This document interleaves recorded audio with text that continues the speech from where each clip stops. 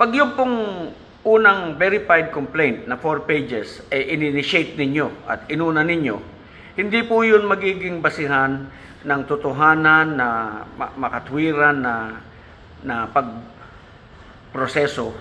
Ayon kay retired AFP Brigadier General Virgilio Garcia, mas nagigpit na ngayon ang Korte Suprema sa mga patakaran sa impeachment. Ito matapos ideklara ng Supreme Court na unconstitutional ang impeachment case laban kay Vice President Sara Duterte noong 2025. Nakasaad sa pasya ng SC na dapat may due process at fairness sa lahat ng yugto ng impeachment process. Kasama rito ang obligasyon ng complainant na magbigay ng sapat na ebidensya na susuporta sa reklamo.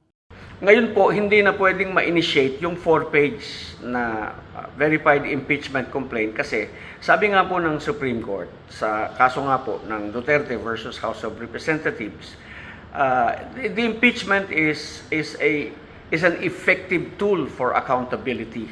Para kay Attorney Garcia, questionable ang impeachment case ay sinampa ni Attorney Andre De Jesus laban kay Pangulong Marcos Jr. dahil wala raw itong kalakip na attachments o ebidensya. Yung pong nauna, maliwanag na maliwanag, alam po ng taong bayan, nung i-final po yun, wala pong attachment yun.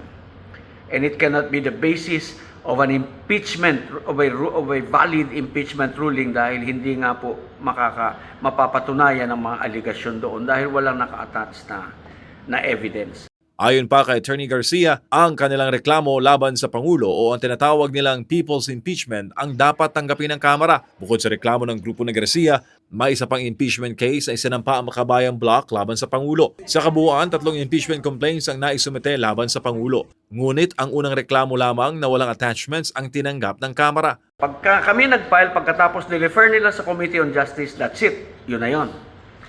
And that defeats all others. Dapat, kung magre-refer sila, kung magkakalendar sila, yung 3, pag sabay-sabayin nilang i-refer sa i-calendar, sa order of business, at pagkatapos ay kung alin doon yung complying dahil may mga attachments, kompleto ang allegation, walang problema, i-refer nila ngayon sa Committee on Justice. Nanawagan naman ang retiradong general sa publiko na suportahan ang kanilang panawagan upang i-pressure ang Kamara na tanggapin ang kanilang reklamo laban sa Pangulo. We're talking about the impeachment of President Bongbong Marcos. Hindi pwede pong maging basihan ng totohanang paglilitis dahil kulang po, walang attachment. Hindi po siya sumasang-ayon sa ruling ng Supreme Court. Para sa Diyos, sa Pilipinas kung mahal, MJ Mondihar, SMNA News.